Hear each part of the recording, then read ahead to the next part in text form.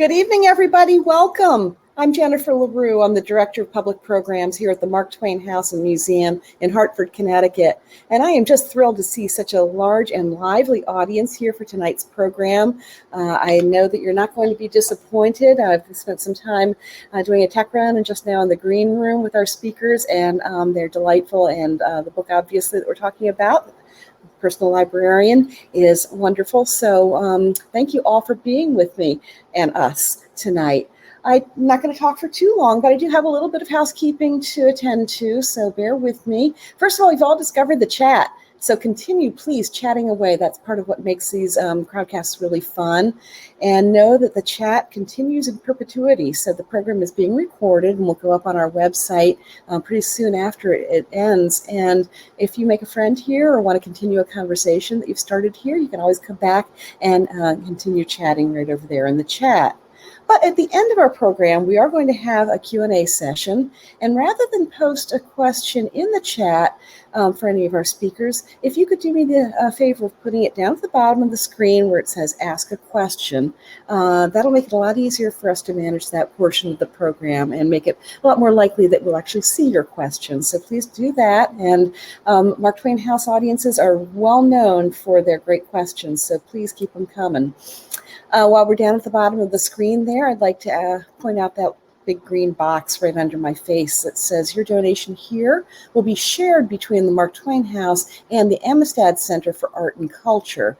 We are co-sponsors tonight with our good friends at the Amistad Center, and Kimberly Kersey, the Executive Director of the Amistad Center, is our moderator tonight. So we've both all had an interesting experience over the past year and a half or so with COVID and the pandemic, and it's not been easy financially for nonprofit organizations like the Amistad Center and the Mark Twain House. So I say this by way of saying anything that you might be able to share in the way of a donation this evening would be most appreciated and put to very good use, and again split in half between the two organizations. And I can speak for both boards and both staffs in saying that every penny is put to very, very good use. So thank you in advance for your help and support. Another way you can support us is by purchasing a copy of the Personal Librarian. There's a link in the chat, and I'll repaste that in a moment so it's easier to find. But this book, obviously, you can purchase it elsewhere. But if you do purchase it through the link, you're buying it through the Mark Twain store, you get a signed copy, for one thing, which you don't get everywhere else. And you also have the benefit of knowing that your purchase supports the Mark Twain House Museum, and we're very grateful for that as well. So I would like to, first of all, acknowledge our sponsors, and then I'd like to introduce our guests. Tonight's program is sponsored by the Wish You Well Foundation and by Connecticut Public, WNPR, and it's produced in part with support honoring the legacy of our former trustee, Frank Lord. Our guests tonight are Marie Benedict, a lawyer with more than 10 years' experience as a litigator at two of the country's premier law firms, who found her calling unearthing the hidden historical stories of women. Her mission is to excavate from the past the most important, complex, and fascinating women of history and bring them into the light of present day, where we can finally perceive the breadth of their contributions as well as the insights they bring to modern-day issues. She embarked on a new thematically connected series of historical novels with The Other Einstein, Carnegie's Maid, and The Only Woman in the Room. Her latest works include Lady Clementine, The Mystery of Mrs. Christie, and her first co-written book, the one we're talking about tonight, of course, The Personal Librarian, with Victoria Christopher Murray, Writing as Heather Terrell, Marie also published the historical novels The Chrysalis, The Map Thief, and Bridget of Kildare. Victoria Christopher Murray is the New York Times bestselling author of more than 30 novels. Her latest novel, again, Personal Librarian, co-authored with Marie, is an instant New York Times bestseller. And her novel, Stand Your Ground, won an NAACP Image Award for Outstanding Literary Work of Fiction. Two of her novels, Lust and Envy, have been made into TV movies for Lifetime. And again, Kimberly Kersey is Executive Director of the Amistad Center for Art and Culture here in Hartford. and a dear friend of the Mark Twain House and Museum. So I want you all to join me, please, in giving a great big Mark Twain House welcome to Victoria, Marie, and Kimberly. And give me a second. My mouse is not working tonight, folks, so I'm a little bit encumbered, and I'm going to do this as quickly as I can. Thank you, Jennifer. Oh, thank you, Kimberly and Victoria and Marie, and welcome. And I'm going to sit back with the rest of the audience now and enjoy your talk. And Kimberly, you'll let me know when it's time to come back up and help with the audience questions. Yes, thank you. Thank you. Have fun, and welcome all of you. So Victoria and Marie, it's so nice to be with you both tonight. Thank you for having us. You're very welcome. You're very welcome. So you've co-authored the book, The Personal Librarian. Let's start off tonight by, if you could just tell us where the idea from the book came from. Oh, geez. I can see Victoria. She's kind of pointing in my direction, even if you can't see it specifically at me. So the idea for the book actually started like a long time ago. I'm embarrassed to admit how many decades it is.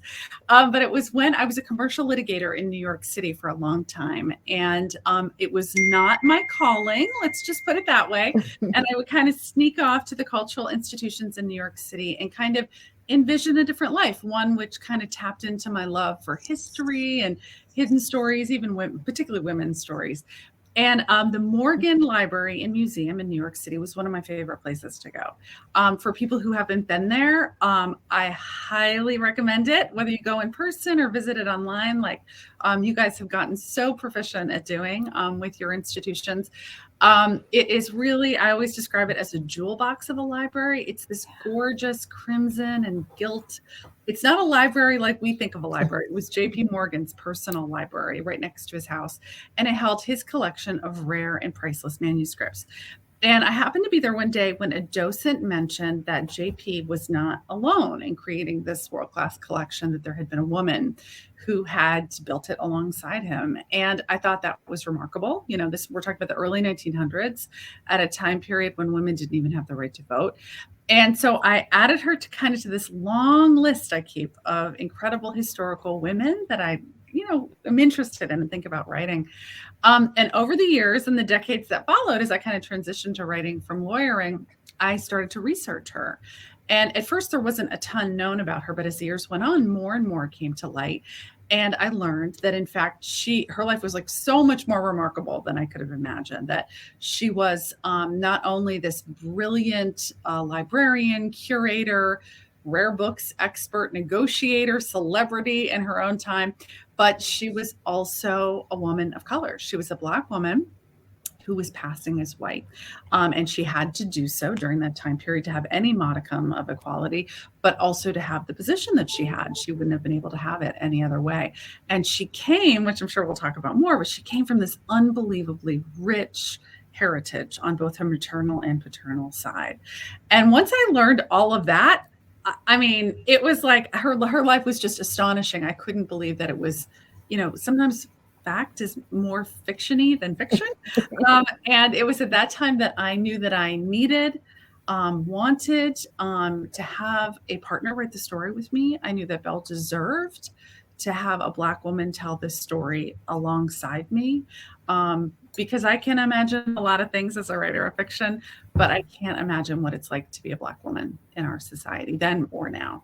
And that's when I came across Victoria's incredible work, Stand Your Ground, which I think was mentioned earlier, which is really looks at the terrible issue of the shooting of young Black men from the perspective of the women. And when I read this book, I just thought, oh my gosh, she's looking at this really difficult issue through the eyes of the women, which is really what I do. And so through our agents, I reached out with a treatment and maybe a chapter. I don't even remember. It's been so long. And I sent it off to her. And so this is where I think I pick up the story, because yes, I did get this treatment. My agent said to me, I want you to think about or look at this collaboration idea that I've been presented with. And I was definitely interested in it because I had done collaborations before.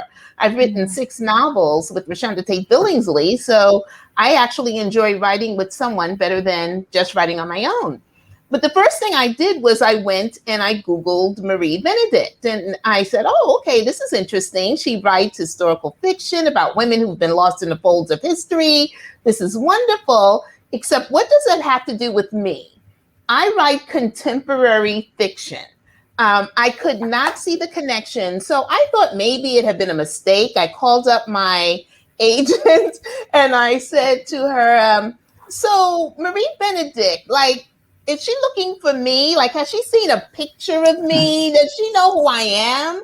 And so my agent said, Victoria, she knows you're Black. She read your novel, Stand Your Ground. This is why she wants to work with you. But Kimberly, you would think that would be a reason for me to then hang up the phone and then go read the treatment. Well, I did, but I only read the first paragraph. And it was about J.P. Morgan. And I just could not get any more interested in the treatment. And so I put it down and my agent kept calling saying, have you read it? And I'm like, oh, I'm so busy. And finally, after about 2 months, she said, look, it's 2 pages. You can't be that busy. Read it. And I forced myself. I was with Rashonda at the time and we read it together because even Rashonda was like, why is she asking you to read this? It doesn't make sense. And the challenge was that Marie had buried the lead.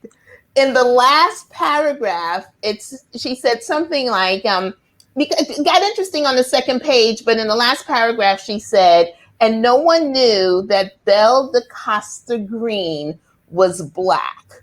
And both of us said, that was it. That was the hook.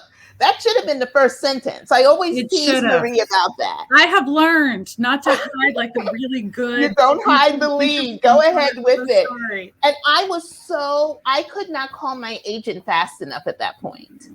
And I hoped I hadn't blown it because too much time had passed. But then our agents connected us. And by the first phone call within 5 minutes, I knew we could do this collaboration. I knew it was going to be a match. I didn't know if Marie thought, but I knew it was going to be great. I knew it. I felt such a connection with Victoria. Just, I don't know, there were so many things about us that were so similar in so many ways, kind of freaky. But I also, she said a few things that just, her dedication was to telling Belle's story as best we can, as best we, no ego, just Belle. And that's always been my goal, with these women that I write about, is to really honor them and their legacies and their lives. That doesn't mean sugarcoat everything, mind you. They're flawed people. They have challenges. They make some bad decisions sometimes. But I knew that she would approach it, with the same sort of reverence that was really important to me. And of course, she'd had collaborations before. I didn't know what I was doing. Sometimes Victoria's been kind tonight. Sometimes she'll be like, Heather was really audacious in reaching out to me. And you know what? She said, but it's true. It's like, what was I thinking? Like, I had no idea what I was doing. I've never done that. No, that's not why I say that. I say it because can you imagine reaching out to an author you've never met? You've read just one of her novels. You've looked her up on the internet, but you're going to reach out to her to write a book that's been in your heart for all of those years. That's isn't that pretty bold? It was bold. And I'm so fortunate that it was my Victoria, I mean, just like, thank goodness that it was her. It was really we were really meant to write this story together. You picked a good one.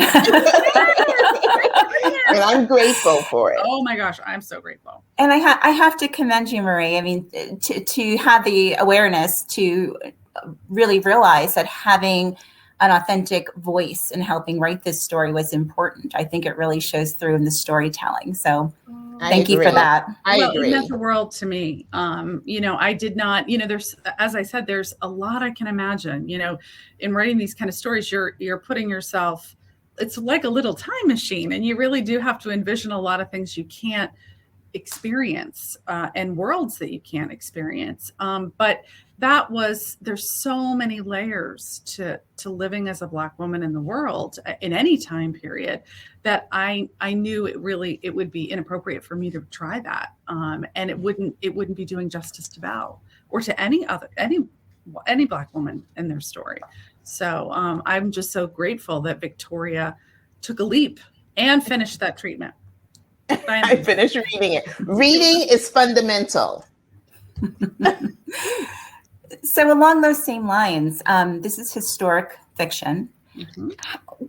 Tell us some of the areas or some of the larger areas where you had to take some creative license and kind of, credibly fill in the blanks in the life stories of not just Belle, but some of the supporting characters as well. Oh, yeah. Wow. I mean, that's such a great question. It is one that we do get asked, and it's, I'll put it to you this way. So the research that we do for this story is kind of like the architecture, right? It's Victoria's heard me talk about this, and it's really the structure upon which the fiction hangs. So it's the foundation, the pillars, the roof, and yet there's always going to be these gaps, the shadows of history where we don't know the details. Sometimes they're large mysteries that have yet to be solved, and sometimes they're smaller things. But it's really in those shadows, in those gray areas that the fiction comes in. I think a good example, if you agree, Victoria, is that scene when Belle's interviewing for the job. Yes, I think that's the best example. So we know, for example, that Belle da Costa Greene was friendly with J.P. Morgan's nephew, Junius. He was either a librarian or just a donor to the Princeton University Library. It's not entirely clear. And they formed a friendship. And he was particularly interested in the early printed books, from the 1500s, and he donated a bunch to the collection. And that was really Belle's special area of interest. And so they formed this friendship, and his uncle, J.P. Morgan, with whom he had a special bond over these rare and priceless manuscripts. And in fact, they belong to the Grolier Club together, where Victoria and I are going to speak, which we're kind of excited about. Like, all these institutions that are in our book are like coming out. Anyway, that's a digression. So they were at the Grolier Club, and at one of these meetings, he's like, I think I might have a personal librarian for you. JP was looking for someone to help him run this new library that he was building for himself. And so Junius arranged the meeting, and in strolls Belle. Now we know when it happened, we know Junius accompanied her. We know the state of the library at the time of the meeting. It was almost done, not quite, there were some things in disarray. We know she got the job. Mm-hmm. We don't know exactly what happened in that room. It's like Hamilton, the room where it happened. Like, we do not know exactly what happened in that room. Now, we have a sense over time of what the characters were like. And as Victoria had, as we were talking through this scene, she's like, he's a collector, right? He's a collector of art and books. Maybe he would look at her that way. And so that was kind of the genesis of the fiction for that scene, of how it might evolve, how that interplay, the conversations, the body language, all the kind of stuff that goes along with that scene. So that part is fiction. We really don't know what happened in that film. But we know what happened afterwards, and we know the setting, and we know the characters. And so we just filled in the blanks. And so that's what we did with most of the scenes. Most of the scenes are based on fact, and then we had to fill in the dots with fiction. There is one scene in the book that I won't say too much about because I don't want to give it away. But in the end, and we'll talk a little bit more about her romantic entanglements later on, but it had to do with her romantic entanglement, and Marie and I needed to do something to satisfy ourselves.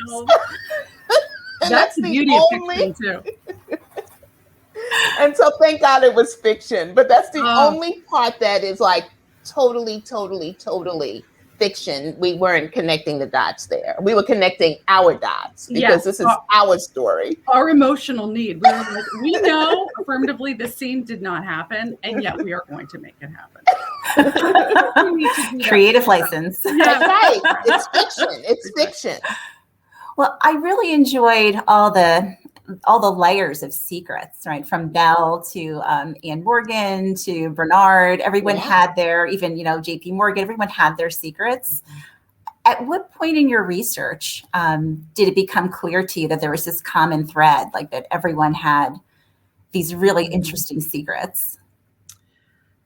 I mean, I think, I don't know what you think, Victoria, but I think that the theme of, I think we were on alert for it because the theme of mask wearing, the theme of an inauthentic life, the theme of Belle going out into the world and being really forced to become someone she wasn't. That's a theme that runs through all of my books, because I think it's a theme that women always deal with. I think from the beginning, women have been, kind of forced into a box from society. There's certain ways that it's acceptable for women to be. And so historic women in particular have had to kind of shave off parts of their personalities or wear masks to fit into society. That is so much more true with Belle than any other person or character I've written about, because she's literally every single day becoming someone that she's not.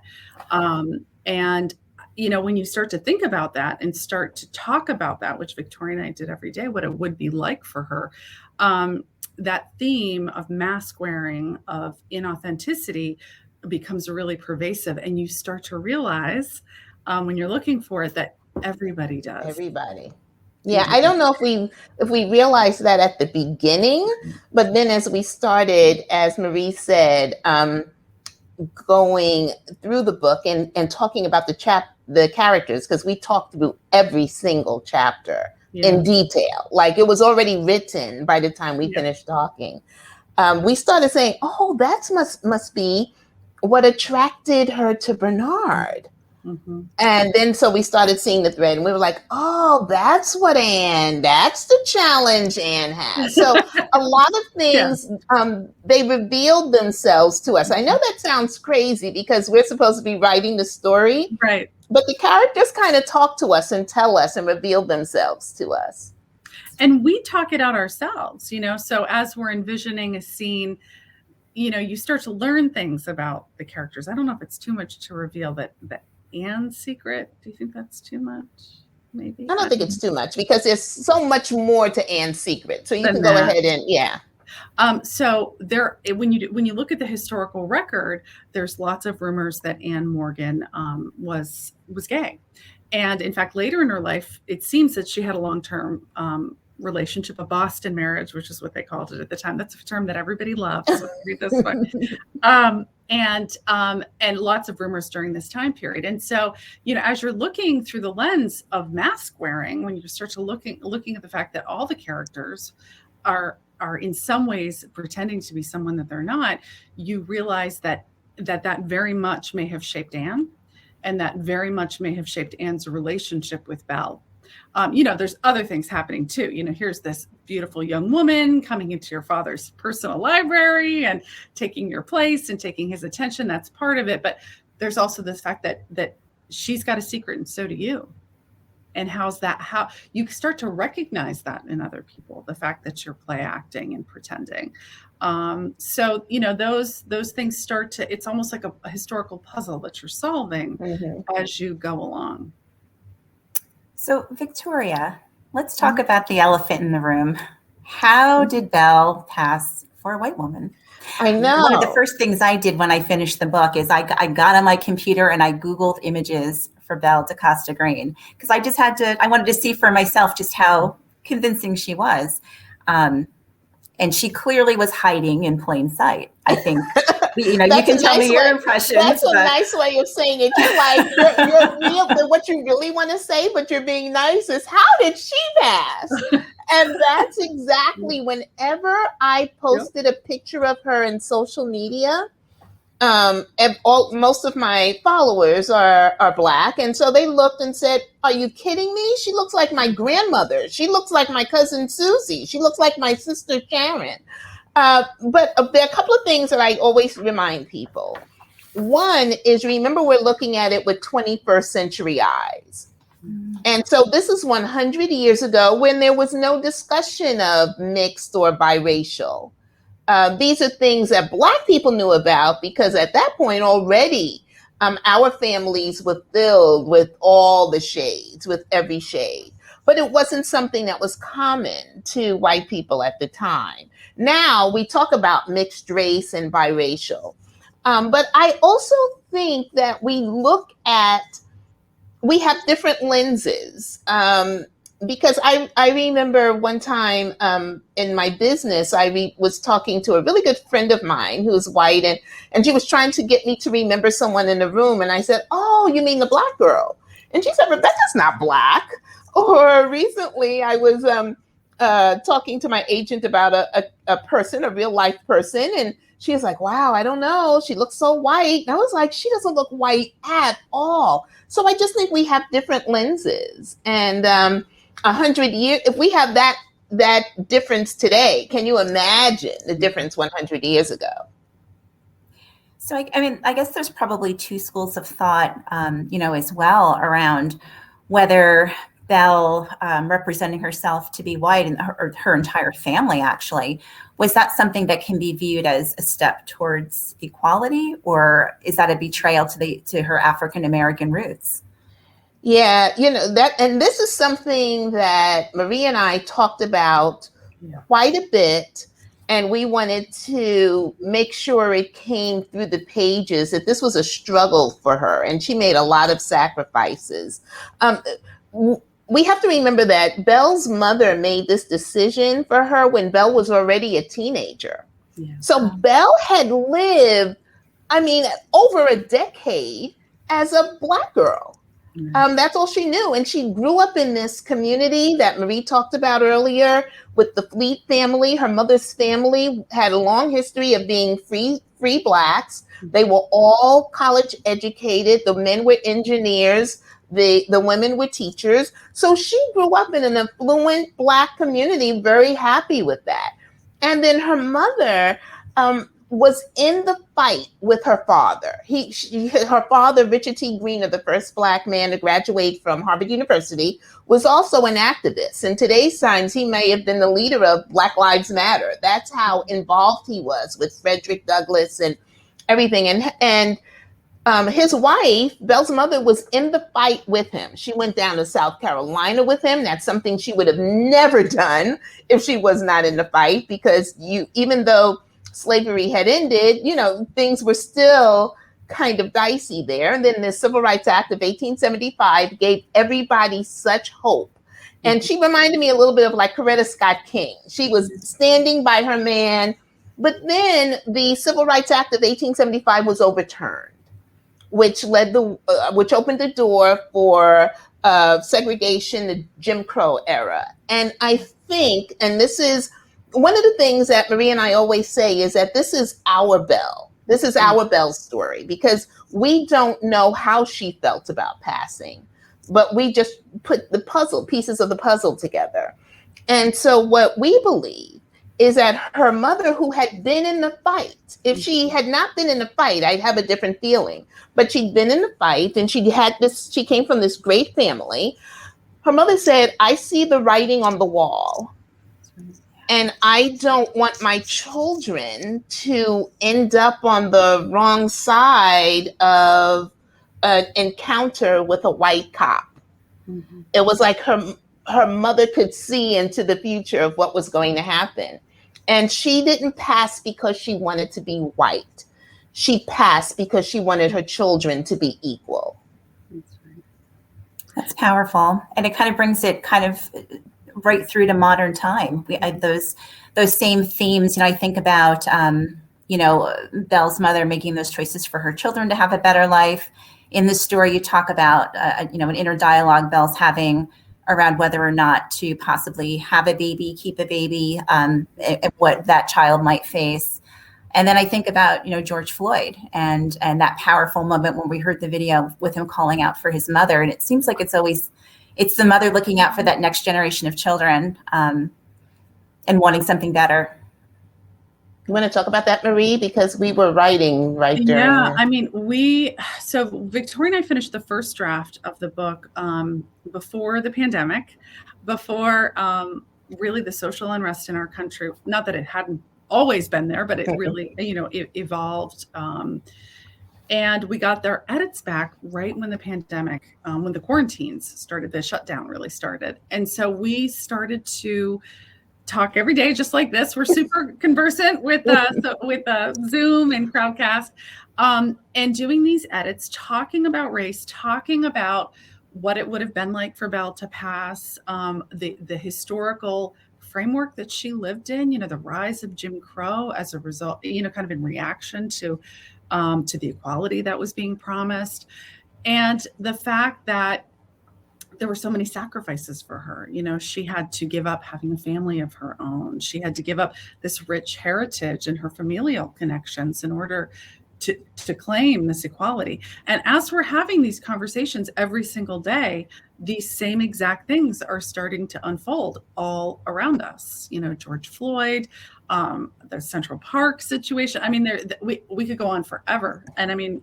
Victoria was writing about this long before.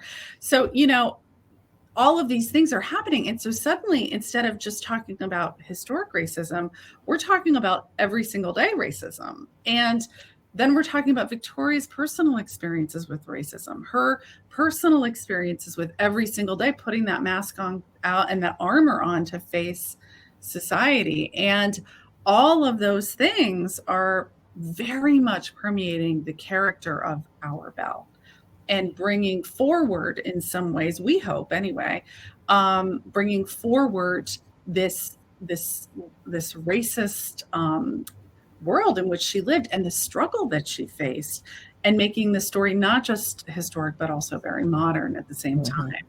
Giving people, and sometimes I think people, I've noticed this with my other books too, because I always pick issues that are really timely to write about. Things that you give them a little bit of a distance of history, and suddenly they can see those same things crystal clear in the world around them. Mm-hmm. And in some ways, we hope that this story, Belle's struggle, this situation, and the parallels with our own world, which we really drew upon in creating the character and the setting and the struggle and the conflict, will help people, will crystallize people's viewpoint about our own world as well, not just Belle's. Did you have a comment, Victoria? No. Marie covered it totally, because that's what it was. But it was every day we talked, every day, while it was all going on around us. Mm-hmm. And the first hour we were talking about what happened the day before.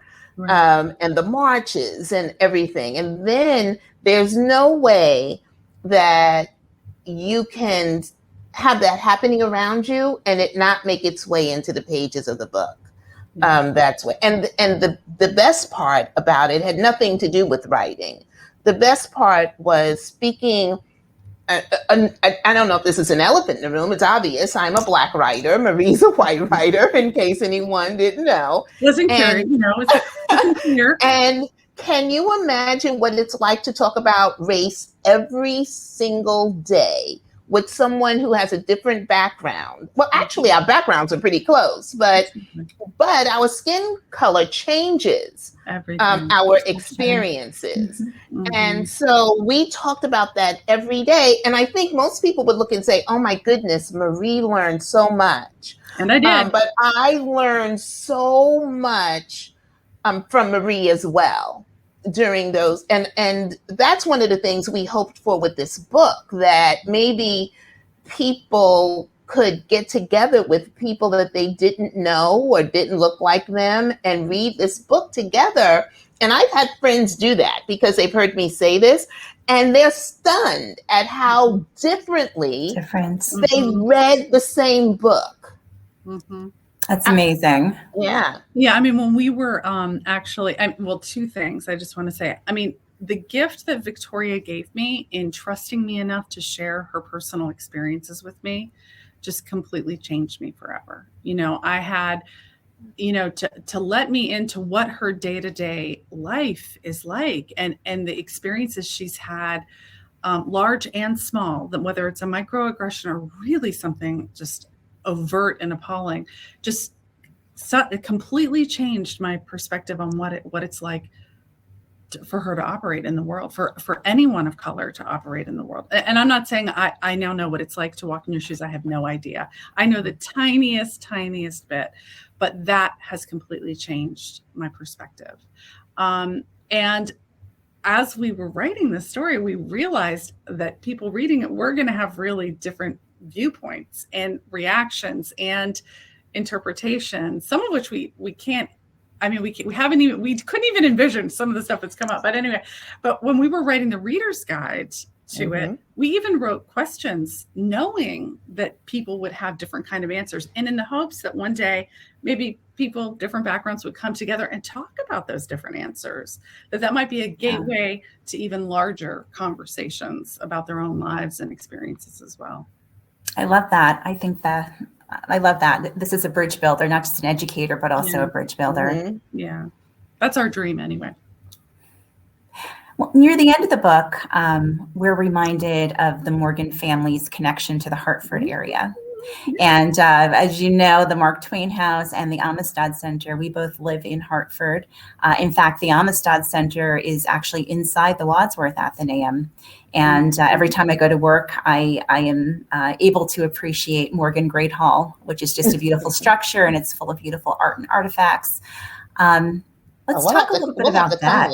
We'll have to come there. We sure do. Yeah. Yeah, we'll be able to come there. But Maria will talk about this, because by the end of the process, I was like a master researcher. Yeah. I mean, really good. At the beginning, Marie had to guide me through research. We each guided each other. That's all I'm going to say. So you're asking about the connection between sort of the Hartford connection. So the Morgan family actually has wide and deep roots in the Hartford, Connecticut area.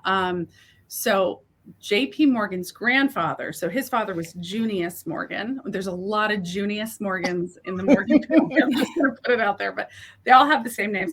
So J.P. Morgan's father's father settled there. And they were merchants. And I mean, as the generations went on, they became more affluent. But J.P. Morgan's father became a merchant banker. And eventually, I think when he was maybe in high school, they did move to Boston.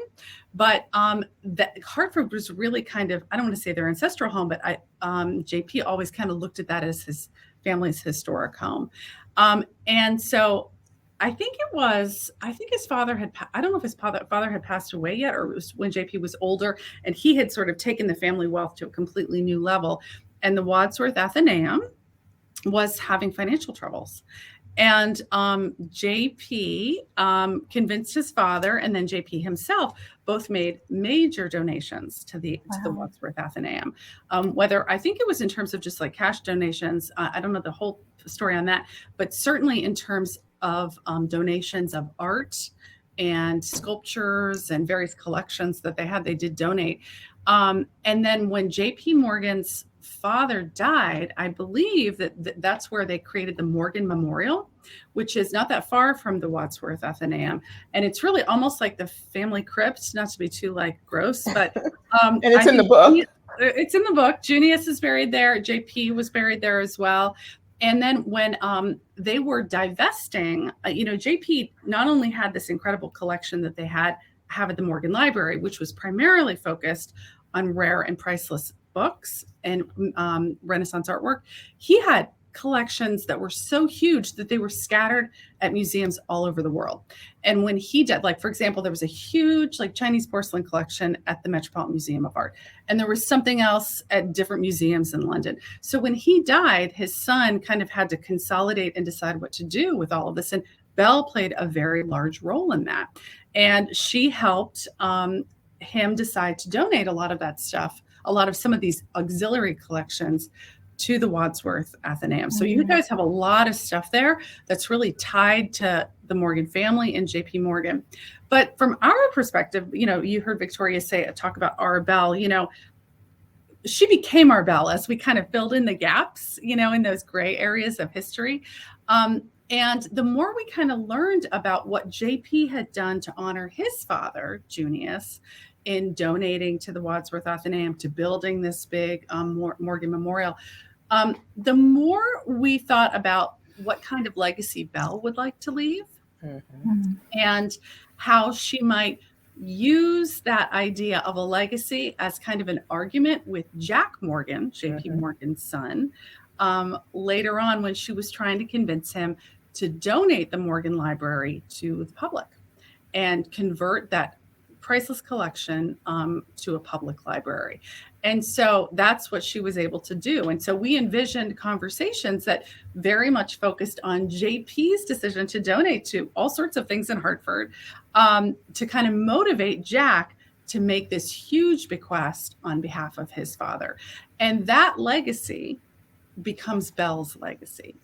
The way Victoria and I kind of see Belle as is, in passing, she made huge sacrifices. That was something that was really important for us to stress. The conflict she experienced, the sacrifice she made in making that decision, or keeping on with the decision her mother made for her to pass.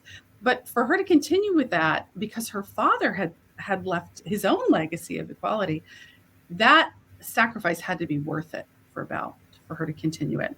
And the only thing in her world that we kind of envisioned being worth the sacrifice would have been converting this amazing world-class collection into a public institution, a public collection to benefit generations of people. So in that way, Belle's legacy is really tied up with the legacy that JP left to the Wadsworth F&AM and in the city of Hartford. Well, ladies, this has been fascinating. I see that we have quite a few questions in the chat. Okay. So Jennifer, maybe if we'll check in with the audience and see if we can answer some of the questions. First, just let me say how wonderful this conversation has been. I've just been riveted, and I know everybody else has been too. So thank you so much for sharing with us. And Linda Roth, who I believe is the curator of European Decorative Arts at the Wadsworth Athenaeum, has added some interesting information in the chat, saying that the Athenaeum received more than 1,300 works of art from Morgan's collection, and was the only institution that Morgan specifically mentioned in his will as a place for some portion of his collection. So it was clearly... I hope I got that right, Linda. Thank you, Linda. Yeah. The only thing I knew in the will was how much money he gave to Belle. That's all I really cared about. A lot. So we only have a few questions from the audience so far. I think everybody has been so hanging on every word that they haven't yet generated a whole lot of questions. So I'm going to give folks another moment to ask some more questions. And I'm going to invoke host's privilege, as I so often do, and go back not to the content of this book particularly, but to the writing process. I think, I always say the Mark Twain House is a writer's home and a home for writers, and I really like to come back to the craft of writing. Can you talk especially about, it's a whole different beast to be collaborating with another writer. Can you talk about your daily writing routine and how you make something like this work? And it was so easy. It was easy for me. So I never heard that. No, it was so easy. It's easier for me to write with someone else, but it was really easy to write with Marie because Marie's strengths are my weaknesses. Yeah. And vice versa. So it was perfect because I'm going to speak a little bit for Marie here and then she'll jump in. But Marie loves to write down the first draft. She loves to do that first draft and get it out of her head and on paper. And for me, the first draft is like getting my teeth pulled without any medication. Like if they're pulling it over and over and over and over again. And so I really don't like that part. But then when Marie's ready, when she does the first draft, she's like, okay, let's go on to the next book. And I'm like, no, this is where you get to tell the story. Once I have the words down. So this book was a combination of that. And we would talk out each and every chapter. Every chapter, we talked at such length that it really never took us long to write the chapter because we actually already had some of the dialogue and everything. And we talked it just so much. And then depending on what the chapter was about, if it was about art and history, that was not going to be me. And if it was a little bit more about Belle and her family. Character development. I mean, I have to say, Victoria from the beginning taught me something so important. And that is that she had done a lot of collaborations, which I had never done. Right. And the one area where Victoria and I are different is that I'm like okay, and what will the next step be? And where's the flow chart and the deadlines and the roadmap? And Victoria was like, whoa. It's not going to work like that. Every book is different. Every collaboration is different. We have to open ourselves up to, we can start out with your flow chart, Heather, but it's probably we can start out with deadlines. Like Marie believes in deadlines, and deadlines are just a suggestion. So, I mean, and once I kind of let go of the fact that, not everything's going to have like a grid shape, that you have to open yourself up to the process. And in this particular case, to the fact that we were opening ourselves up to the world around us as well, and allowing that to permeate the pages of the book. And that was such a gift that Victoria gave me, because, me with my blinders and my flow chart, I might have been like, pandemic, schmandemic. I don't even know where I am, what I'm doing. I would have closed myself off to that opportunity to not only transform me as a person, but transform our characters in the pages of our book. Yeah, and so we were able to just talk them through, and that was so much fun, because we would discover new things just in conversation. Absolutely. And then so we would each write it, and then whoever wrote that chapter, we would switch and give it to the other one. And so then we would then do our thing. And then when it came to the edits, we did it all together. And the thing I'm most proud of is every word in this book we wrote together. It was a true collaboration. Yeah, really. There's not a chapter that is just one of us. There's not a sentence. I really didn't go through and be like, oh, I wrote this one and she wrote. I wouldn't be able to tell you that. Wouldn't be able to tell you that. What I can tell you is I can remember moments when Victoria and I would be talking through what the characters might do and what they might say, and we'd be like, oh, did you write that down? And I can remember, like, when I'm reading a section or thinking about a section, I'm like, oh, I remember when we taled about that. But we don't know who.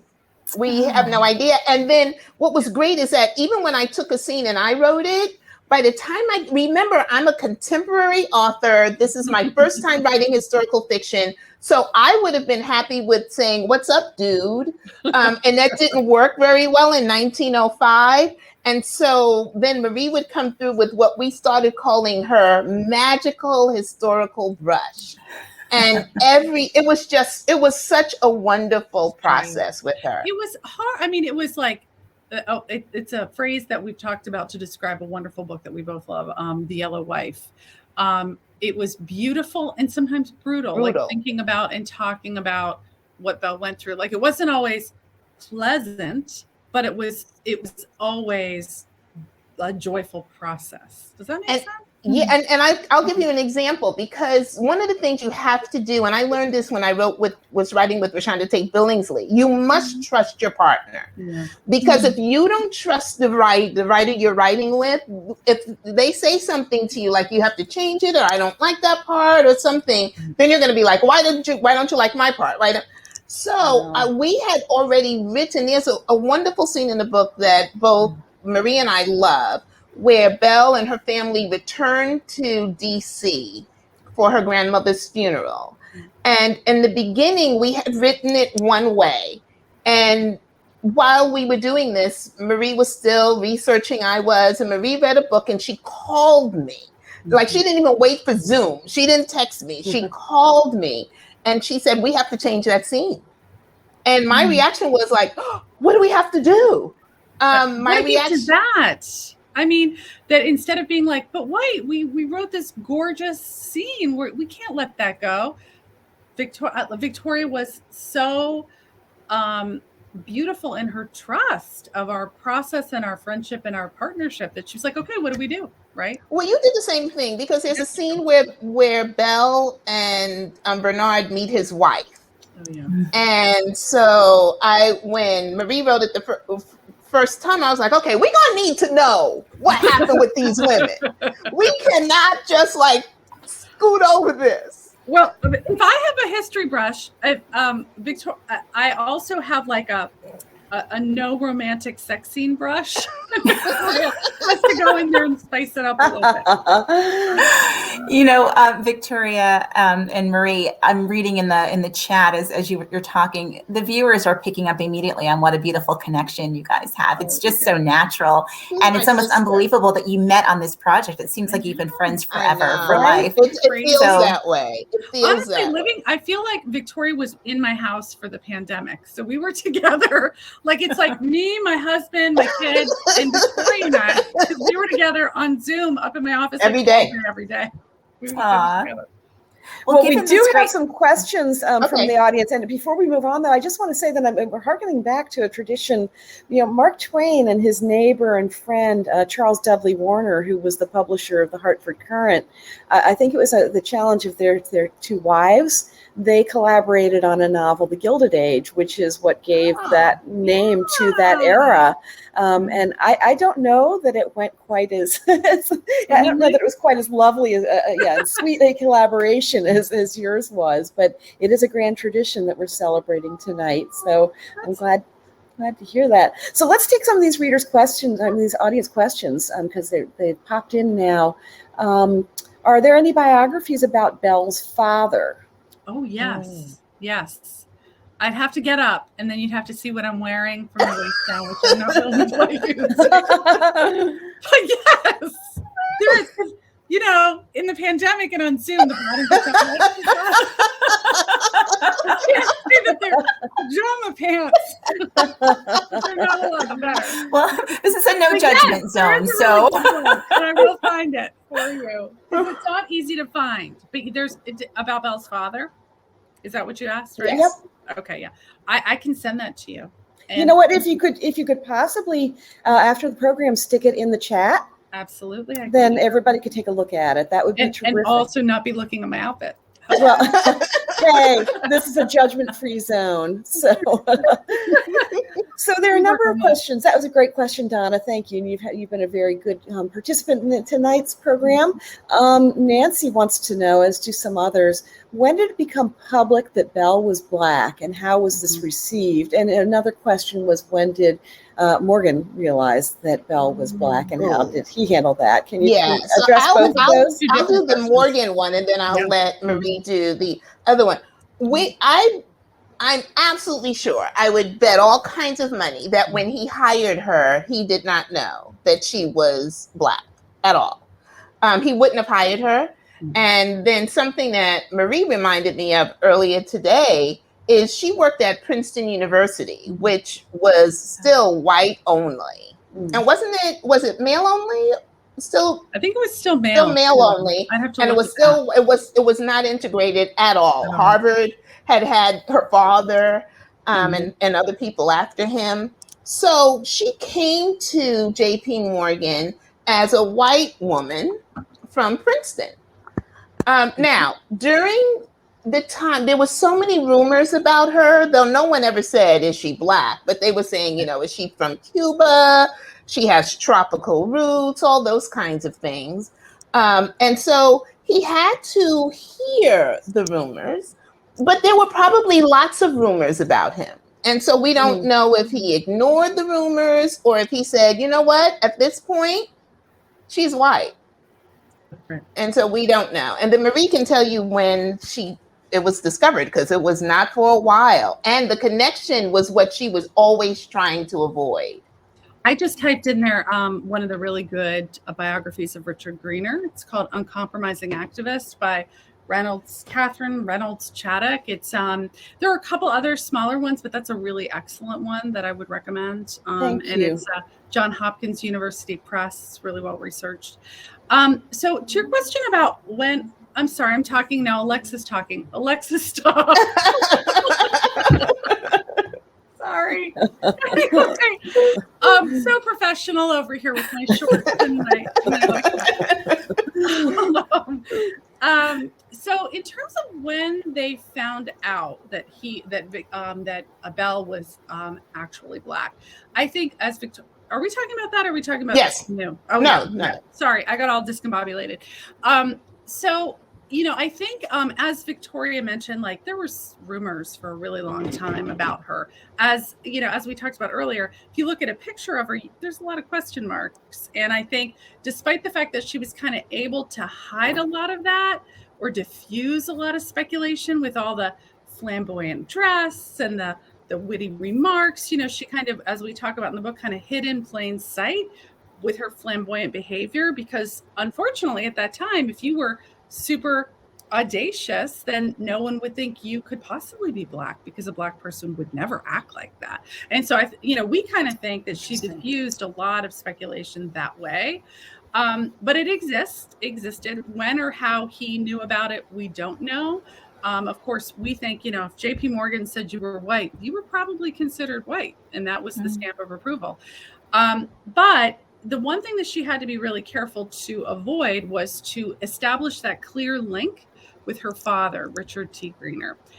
Richard Greener was very well known in his time. He unfortunately over the decades has sort of faded from the record or from the historical sort of prominence that he would have once held. But he did work alongside people that we do know better, like Frederick Douglass and Booker T. Washington.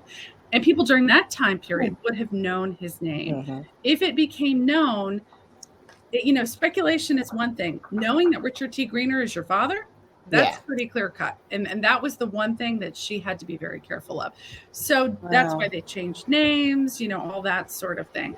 As the years progressed, certainly at the time when Belle died in 1950, that had not been clearly established. In the decades that followed, there was a little known biography of her. It's almost like an academic paper that was done, I want to say 20 to 30 years later, that talked about that link between her and her father. And that was sort of the first time that was out there in the public record, that she was in fact Black, because if Richard T. Greener was her father, everyone knew that she would be. And I think that was verified again in a biography about JP Morgan by Jean Strauss, maybe in the 1990s. And so over time, those things, as people have gone through birth certificates and made kind of those documentary links between the two, that's when it was discovered for absolute certain what her background was. But prior to that point, it was mostly rumor and happenstance. I mean, in an age of Google and social media, it would have never worked. Would not have happened. It would have never worked. That's exactly what I was thinking. Forget it. There would have been a picture on Instagram, and that would have been the end of it. Yeah. But back then, establishing those links was very challenging to do. And so that allowed her to hide in plain sight throughout the course of her life. Wow, fascinating.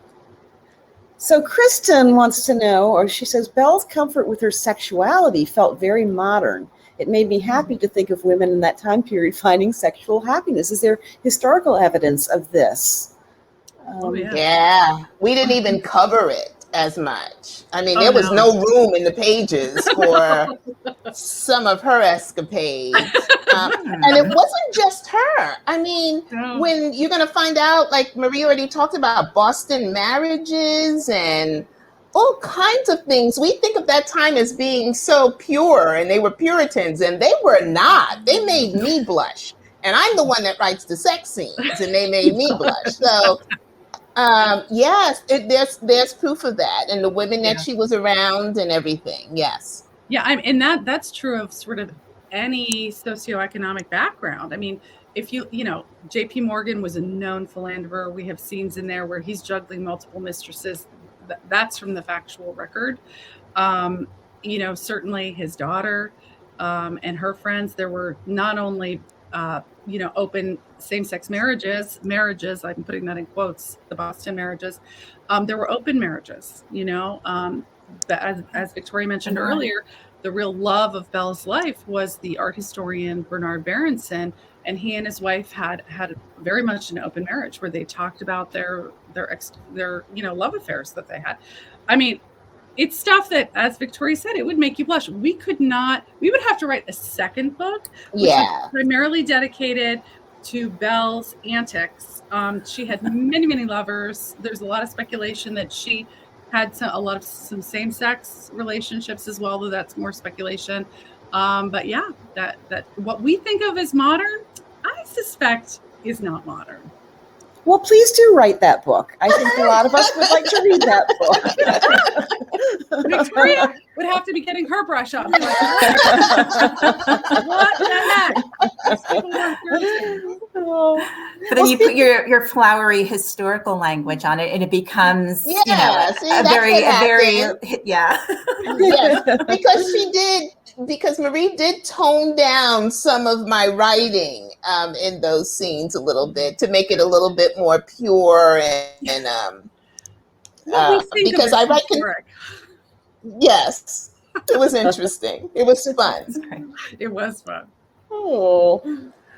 Susan Hood, speaking of historical record, Susan Hood wants to know, how much did you rely on Heidi Ardison's 2007 biography, An Illuminated Life, Belle da Costa Greene's Journey from Prejudice to Privilege? That was my big thing. As soon as we started this, we both read that cover to cover, and it's probably right behind me. That's a big book. It's about like 700-800 pages. That book was so important, even more than a normal biography, because the bulk of, there it is right there. Beautiful picture of her on the cover too. And there she is. The bulk of sort of personal letters we have from Belle that still exist were letters that she sent to Bernard Berenson over multiple decades.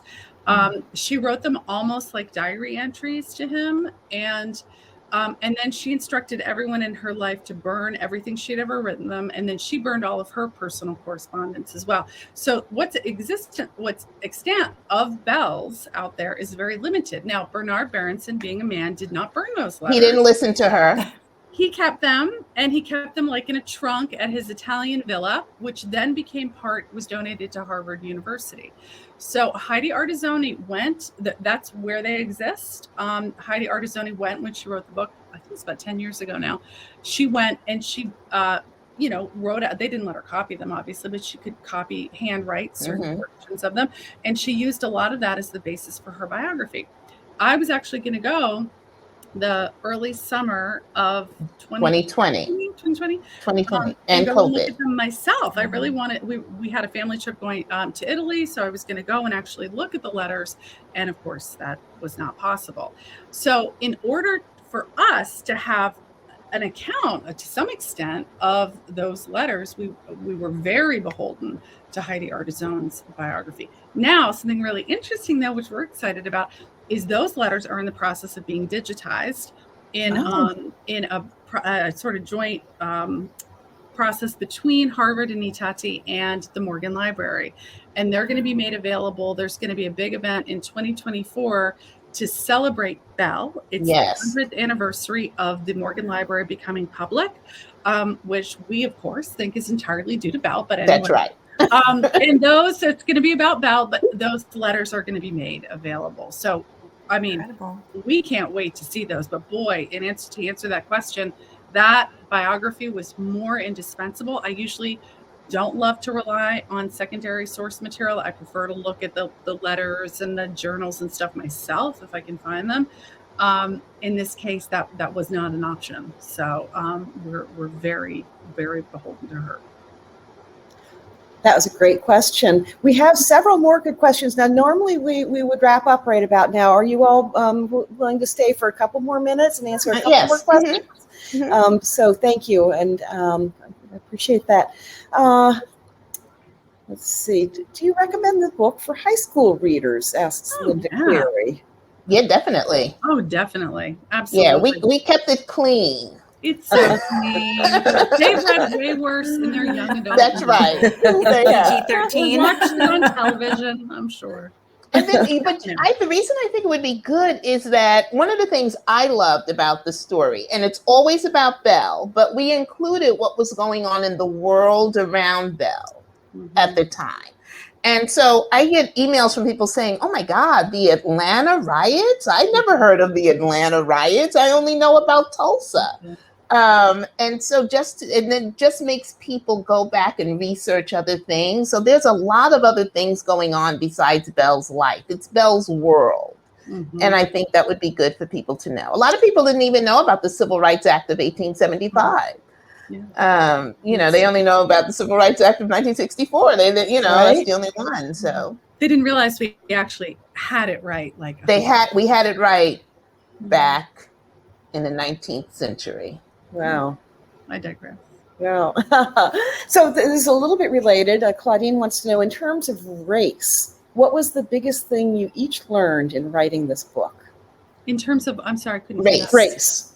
Oh, race. Okay. I think for me, in the African American community, everybody, if you're my age, everyone knows someone who's passed. So you've heard a neighbor or a cousin, or in my own family, my grandmother was so fair that I called it passing for convenience.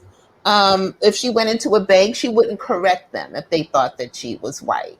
Because she got better service if she went into a store. And so it's often looked down upon in the African American community. And one of the things that I really got to see was that people had reasons for doing it, just to get equality. And it really isn't much different than what Black people do today by sending our children to certain schools or living in certain neighborhoods to try to get the equality. It doesn't come naturally for us. And so that was the big thing I learned. The reasons, the sacrifices that went along, and the struggle that went along with passing. That's fascinating. I mean, for me, I touched on this earlier, but I really can't overstate it. It completely transformed the way I look at race in our country, period. Having the experience of, really being knee deep immersed in the historic basis for racism in our country, looking at, this moment in time when, as I just said, we could have gotten it right in the years after the Civil War, when we had this not even a full decade probably, but in the years of Reconstruction, we had an opportunity to get it right. We had an opportunity to make people equal and start afresh. And in response to that equality rose up segregation and Jim Crow laws and horrible racism that then led to almost 100 years until the next Civil Rights Act of even an attempt for equality. And, so being steeped in that historic context, and then watching what was happening in our country and seeing that is really a direct causal reaction to all those mistakes, and having Victoria share with me what it's like to actually be a Black person in our country. I mean, that completely changed the way I look at the world. I thought that I had some kind of understanding before. I did not. And as I said before, I only have like the tiniest drop, and that's because of my relationship with Victoria, Wow. So I feel for me, definitely I learned a lot, for Belle and for the book, but it was a completely life-changing experience for me. The process of writing this book and my friendship and my sisterhood with Victoria really that's the biggest gift of the story, and the biggest transformation. Oh, that's just so lovely. You cry again. Stop bringing those. You can't be a Black woman and a white woman speaking every day about race for 3 months minimum and then not have it change you. You just don't. And it used to be a thing where I would talk to Marie about it, almost not a lecture, but in a business setting. Now, when something happens to me, I just text her, "Can you believe somebody just did this?" And something happened to her yesterday, which I won't get into, but I was like, oh my God. I couldn't believe you didn't tell me. I know. I didn't tell her because sometimes I have to drag Marie back from the edge, and loaded over that one. It's incredible what's happening. I mean, what's happening? Act like that's something new. Yeah. It's been going on forever. But, if Victoria and I could just take care of things, we would. That's right. Right. If you were in charge. That's right. In charge. Great. Well, we can have like magic changing brushes. Magic brushes. do that. Yeah. And thank you for sharing this joy and this connection with all of us. I know that everybody in the audience, including myself, is just really gratified to be spending this time and sharing and soaking up your joint energy. It's really lovely. And speaking of which, so Kimberly, I'm going to give you the last question because there's a question you asked toward the end of our tech run today about next steps and the future. And I wonder if you want to ask, we'll finish up with that question. Oh, yeah. That's a great way to finish. So, I mean, the chemistry between you is undeniable, and we've all thoroughly enjoyed this book. What's next? What do we have to look forward to from the two of you? Yeah, we have some stuff coming up because Marie couldn't get rid of me even if she tried. Not at all. You know, my parents have passed away, but so many times during our time together, I said to Marie, my mom would have really preferred you over me right about now. And I gave her examples. I'm one of many sisters, and they would personally like to claim Victoria for them. So. Yeah, so, but yes, we have another idea. Marie, do you want to say what it was? Because again, Marie keeps a folder, like a file of ideas. And so we kind of you went have through one now too. I do, because of you.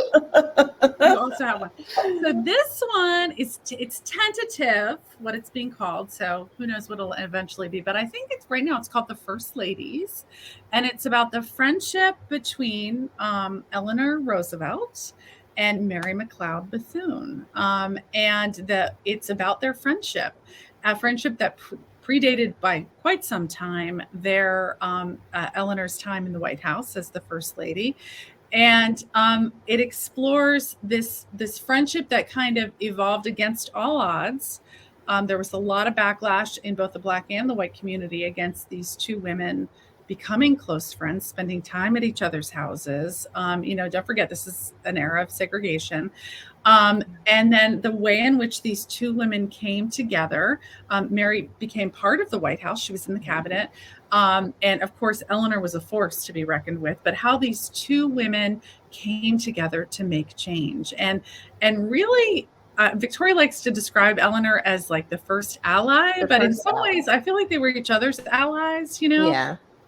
Learning about each other, learning about each other's heritage, learning about each other's sacrifices and stripes, and their shared desire to make change in the world.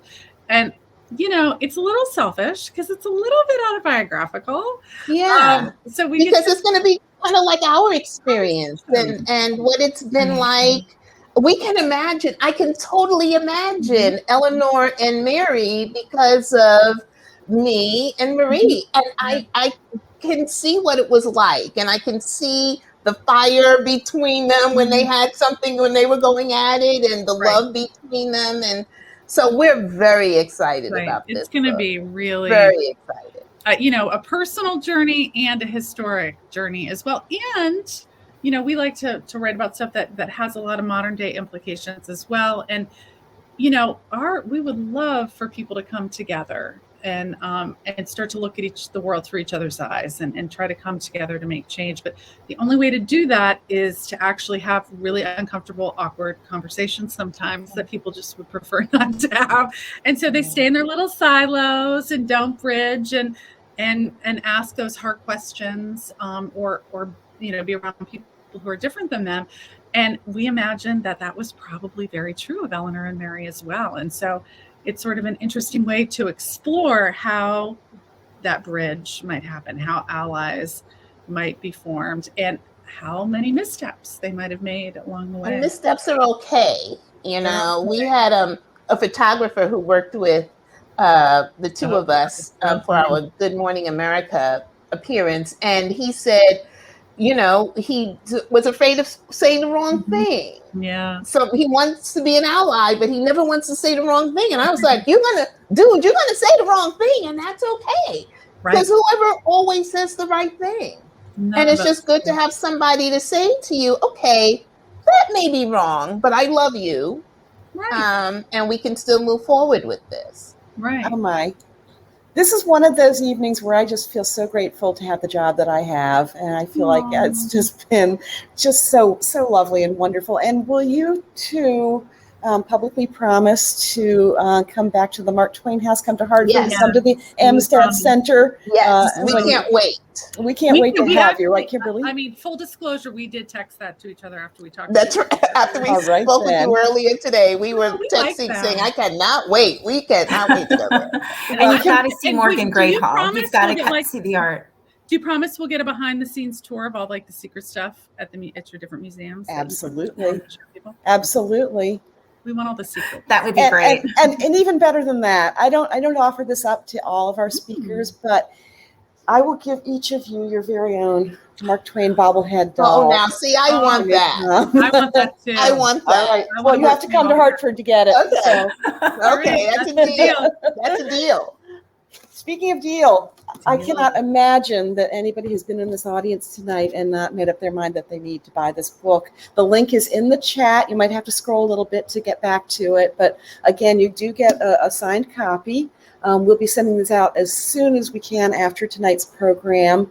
And we really appreciate the support. I think that one of our friends in the audience, Linda Cleary, reminded people to donate to the two organizations tonight, and we appreciate that reminder very, very much. So buy the book. Victoria and Marie/Heather, please come back. And Kimberly, you are just the best at this Yes, job. thank you, So Kimberly. thank you so This much. is wonderful. So No. wonderful. You're And very we love what welcome. you guys are doing. Both of your organizations are so key and important. And people obviously should donate. Well, thank you for that. And buy books too. Exactly. So I'm gonna do a little screenshot of that. And Okay. thank you so much. Thank you to Thank the you audience Thank you, tonight. and thank you. everyone for coming and for listening to our rambling Yes, about in my Alexa. Hopefully you enjoyed that. That was lovely. It's a great addition. Thank Good you night, so much for everybody. having us. Thank you. Thank you. And thank you, Kimberly. Have a good Good night. night. You're welcome. Bye-bye.